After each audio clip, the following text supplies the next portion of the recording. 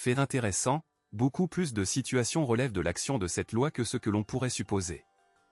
Même une publication aléatoire, une correspondance dans le messager, un commentaire de blague sur le réseau social, un geste ou une photographie négligeable, tout cela peut être interprété comme un manque de respect ou tenter d'offenser la monarchie.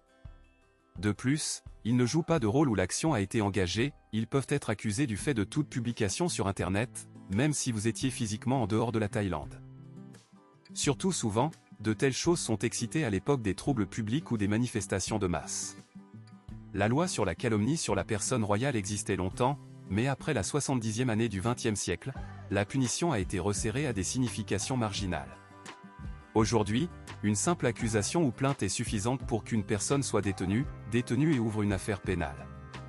Exemple Metz, webmaster et journaliste, militant, même les touristes sont devenus des accusés dans des processus de profil élevé. Nous nous souvenons de l'affaire lorsqu'un étranger a été condamné à 13 ans de prison pour avoir publié des documents critiques, ou, plus récemment, l'histoire d'une fille qui a été condamnée pendant 2 ans pour un post irrespectueux sur Internet.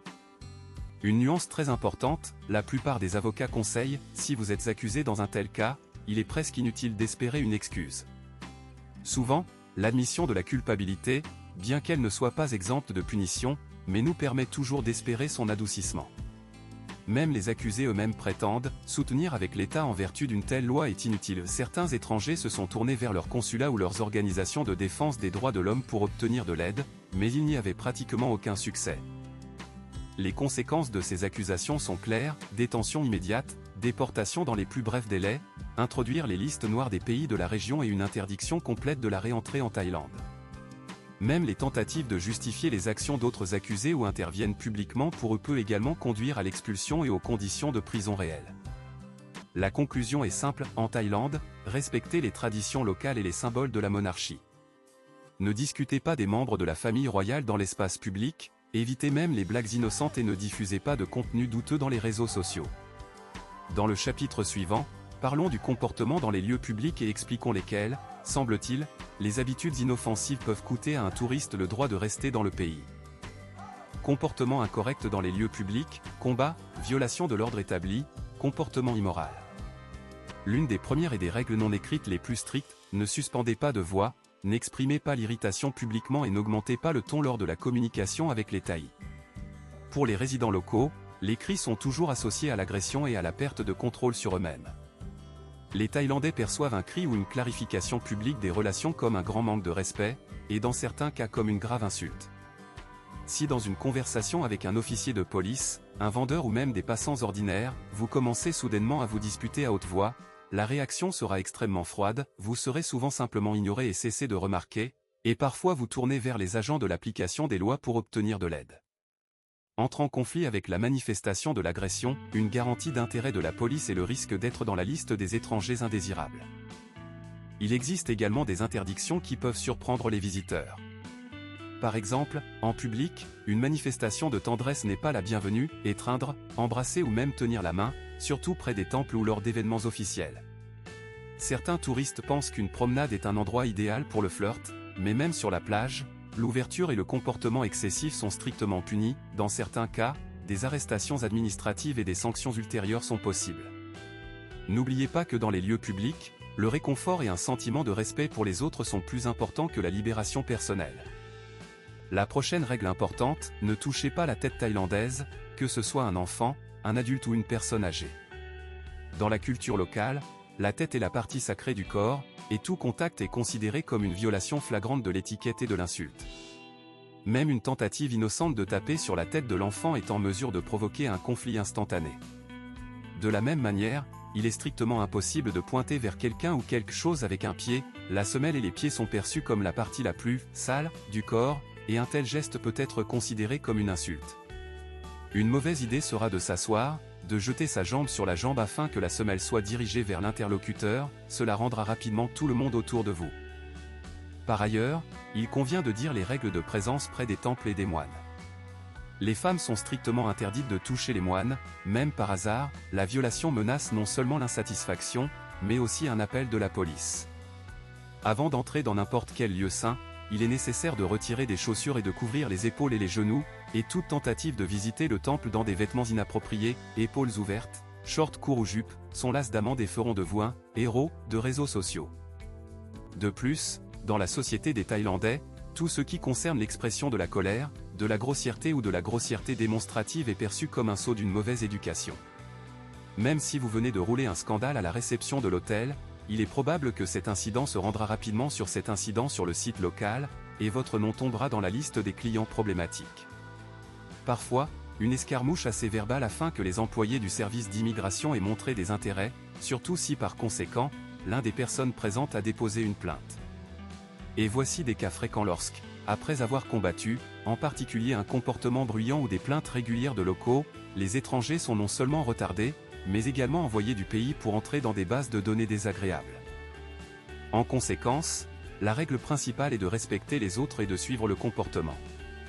Être prudent dans les lieux publics n'est pas seulement une recommandation, mais une question de sécurité personnelle et une garantie de séjour supplémentaire en Thaïlande. Dans le chapitre suivant, je vous dirai comment le pays se rapporte au problème d'utilisation et de stockage de substances interdites, et pourquoi même une violation minimale sur ce front peut mettre fin à d'autres voyages. Médicaments et substances interdites, intolérance absolue. Selon la loi, les substances stupéfiantes en Thaïlande sont divisées en 5 catégories.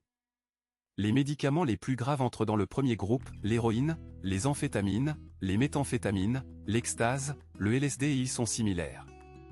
Dans leur stockage ou leur utilisation, des amendes incroyablement élevées sont fournies, de 20 000 à 100 000 bahts, ainsi que le terme d'emprisonnement jusqu'à 5 ans.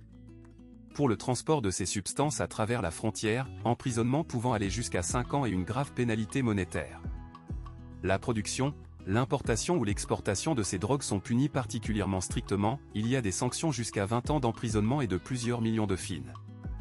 Si une personne trouve une centaine de grammes et une substance plus interdite, le tribunal qualifie automatiquement cela comme une intention de répandre des drogues, puis il est possible, à la remise à perpétuité. Le deuxième groupe est la cocaïne, la codéine, la méthadone, la morphine et des médicaments similaires. Les sanctions sont pratiquement les mêmes, les amendes importantes, les conditions d'emprisonnement, selon la quantité, expulsion et entrée dans la liste noire du pays. Les catégories suivantes sont divers tranquillisants forts, certains médicaments psychotropes médicaux pour lesquels la règle est légèrement moins stricte, mais la responsabilité pénale réelle est toujours valide. Même si quelqu'un a apporté un médicament non résolu avec lui et ne l'a pas déclaré à l'entrée, un grave problème peut survenir. La 5e liste comprenait depuis longtemps la marijuana et un certain nombre de plantes aux propriétés psychoactives. Ces dernières années, les règles concernant le cannabis ont nettement adouci, il est désormais autorisé à croître et à utiliser des parties de la plante à des fins personnelles si le contenu du tétrahydrocannabiol est inférieur à 0,2%. Mais il y a des nuances clés, le tabagisme est interdit dans les lieux publics et aux yeux d'autres personnes, mais tous les produits à forte teneur en substances actives restent une interdiction complète. Même si vous avez été trouvé avec des produits comestibles interdits, des huiles ou des extraits, la punition devrait être strictement conformément à la lettre de la loi. À partir de 2020 ans, le pays a un principe, les petits délinquants avec une petite quantité peuvent être destinés au traitement ou à la réadaptation obligatoire. Mais ce n'est pas la décriminalisation. Tout dépend de la décision d'un juge particulier et de la position de la police, si l'affaire est lancée, elle se termine nécessairement par le tribunal, et après la peine, l'expulsion est obligatoire, entrant dans une base spéciale et une réserve sur l'impossibilité d'entrer en Thaïlande pendant de nombreuses années. Dans la vie quotidienne, le risque de se faire prendre même avec des doses minimales est excellente. La police thaïlandaise effectue des raids réguliers dans les bars, les discothèques, les festivals, vérifie les étrangers pour une utilisation. Parfois, il y a des situations avec les soi-disant paramètres, lorsque quelqu'un peut jeter quelque chose dans le club ou sur la plage. Une chose est importante ici, si des substances interdites se trouvent dans vos affaires ou analyses, la punition est inévitable. N'oubliez pas la règle principale, n'entrez aucune transaction douteuse, n'acceptez pas les cadeaux de personnes inconnues, évitez les entreprises où l'utilisation de substances interdites est courante. Même une seule violation est un ticket garanti avec une autre interdiction de retourner en Thaïlande, et parfois des conséquences beaucoup plus graves. Dans le chapitre suivant, je vous dirai en détail pourquoi même un léger mensonge à la frontière ou des documents à tort incorrectement complétés peut conduire à l'expulsion et ruiner vos relations avec le pays pendant de nombreuses années. Le transfert de fausses informations sur réception d'un visa ou à la frontière. Qu'est-ce qui peut mal tourner?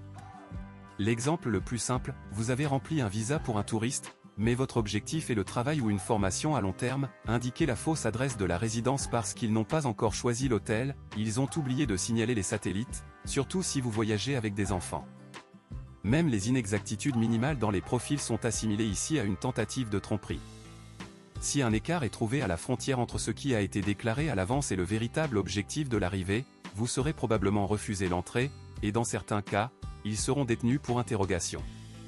Le côté thaïlandais est particulièrement soigneusement surveillé par ceux qui ont précédemment violé les règles d'entrée, il y avait des overses, un refus, travailler sans autorisation ou entrer dans la base de données d'une liste noire. Ces personnes subissent un chèque supplémentaire et toutes les erreurs sont interprétées comme une tentative de masquer le passé peu fiable. Mais des cas simples d'inattention sont fréquents, faute de frappe dans le nom de famille ou le numéro de passeport, la mauvaise date de naissance, pas la ville de départ du billet. Tout cela est la base des questions sur le contrôle des frontières. Une règle simple agit ici, vous êtes sûr, répondez honnêtement. Pas sûr, il vaut mieux demander au traducteur ou à l'employé de l'aéroport avant de passer les documents pour le contrôle. Même si vous comprenez l'anglais, mais doutez, utilisez les services d'un assistant, il y en a assez dans les grands aéroports. Un sujet distinct est la fourniture de faux documents, affichage des réservations fictives, de fausses invitations de travail ou même des certificats bancaires. Le service d'immigration thaïlandaise vérifie régulièrement l'authenticité de toutes les données et peut en une minute de confirmation de l'hôtel ou de l'école spécifiée dans le questionnaire.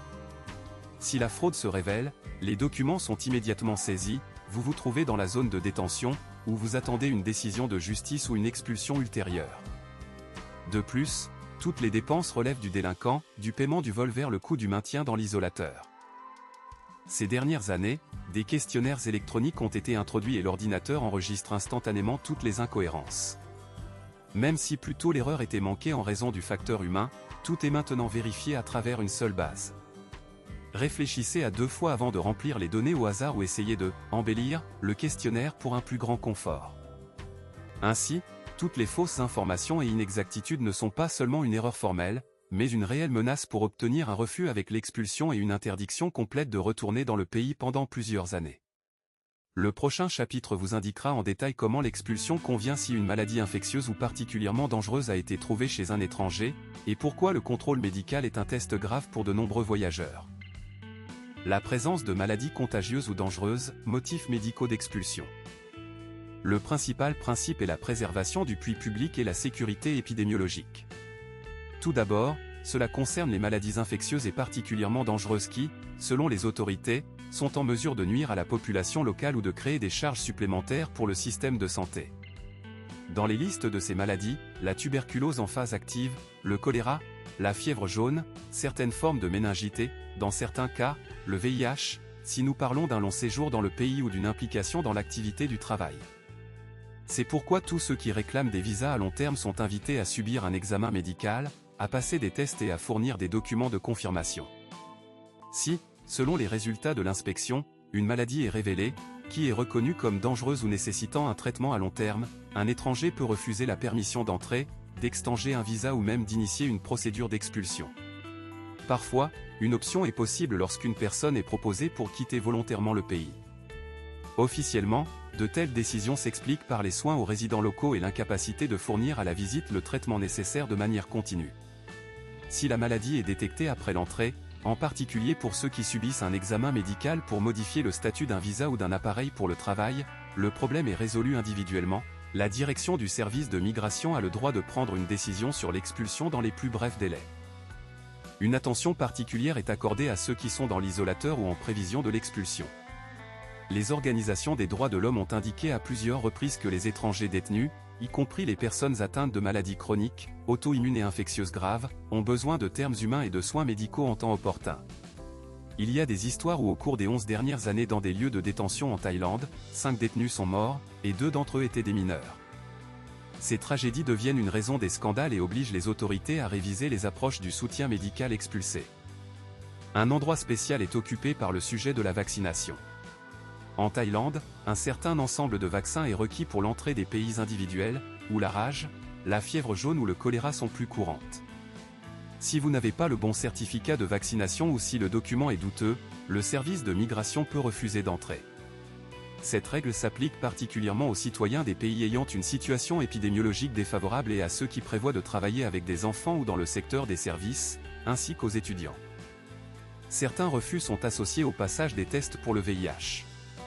Habituellement, ces exigences ne concernent pas les visas à court terme, mais si nous parlons d'un visa annuel, de travail ou d'étudiant, la présence d'un statut positif peut devenir la base de l'expulsion ou du refus de prolonger leur séjour. Malgré les initiatives internationales visant à atténuer ces politiciens, la Thaïlande continue de rester parmi les États où le filtre médical travaille dur et péremptoriellement. Le principal conseil est de subir un examen dans votre pays lors de la planification d'un séjour à long terme, de la confirmation des vaccinations nécessaires et, en cas de maladie chronique, de préparer la traduction et la certification des documents médicaux avant l'arrivée. Le prochain chapitre expliquera pourquoi même la participation à des actions apparemment pacifiques, des discours publics et des manifestations d'initiatives civiles peuvent provoquer l'expulsion de tout étranger du pays. Participation au rassemblement, protestation, interférence dans les affaires intérieures du pays. Même la participation pacifique d'un étranger à la manifestation, qu'il s'agisse d'une affiche, d'une marche collective ou d'une discussion publique, est officiellement considérée comme une intervention dans les affaires intérieures du pays. La loi interprète des actions telles que l'intervention dans la souveraineté et des sanctions de raideur maximale leur sont appliquées. Si la police ou le service de sécurité enregistre la présence d'un citoyen étranger lors d'une manifestation ou d'une réunion publique, une personne est détenue sans le droit de faire un engagement, après quoi la procédure d'expulsion commence. Dans certains cas, il y a suffisamment de photographies dans les réseaux sociaux, les republications ou les publications pour devenir un objet de procédure. Des exemples sont connus lorsque les étrangers ont expulsé même pour avoir participé à des actions pacifiques dans la protection de l'environnement, le soutien aux syndicats ou les déclarations contre les scandales de corruption locaux. Une occasion formelle ne coïncide pas toujours avec la vraie raison, les violations administratives ou migratoires apparaissent souvent comme une explication publique, mais le résultat est toujours le même, expulsion, refus de l'entrée et entrant dans une liste noire. Une attention particulière est accordée à ceux qui sont engagés dans le journalisme, les blogs ou d'autres activités publiques à l'étranger. Si un étranger illumine les manifestations en Thaïlande, donne une interview ou déclare ses opinions politiques sur le territoire du pays, cela peut être considéré comme sapant la stabilité ou l'agitation. Même l'échange d'informations, la participation à des discussions ou une assistance discrète aux organisateurs des rassemblements deviennent parfois l'objet de l'intérêt étroit du service de migration. Il est caractéristique que la pratique n'est pas toujours claire et peut dépendre de la situation politique actuelle. Parfois, les autorités peuvent se limiter à un avertissement d'amende orale, mais s'il s'agit de discours de masse, de critiques politiques ou de participation à des actions contre la politique de l'État, le service d'immigration, la police de sécurité et dans des cas extrêmes, sont également inclus dans les travaux. Certains détenus ont le droit de postuler aux organisations internationales pour le statut de réfugié, et seulement, parfois, vous pouvez retarder ou adoucir la procédure d'expulsion. De plus, la Thaïlande tient compte des propositions de consulats et de départements internationaux, où une personne doit être expulsée si elle a plusieurs passeports ou cherche une protection. Mais cela ne protège pas contre l'expulsion en tant que telle, différentes citoyennes ne donnent que plus de choix dans la question de l'envoi, et le fait même de la détention et de l'expulsion restera à la base de la région.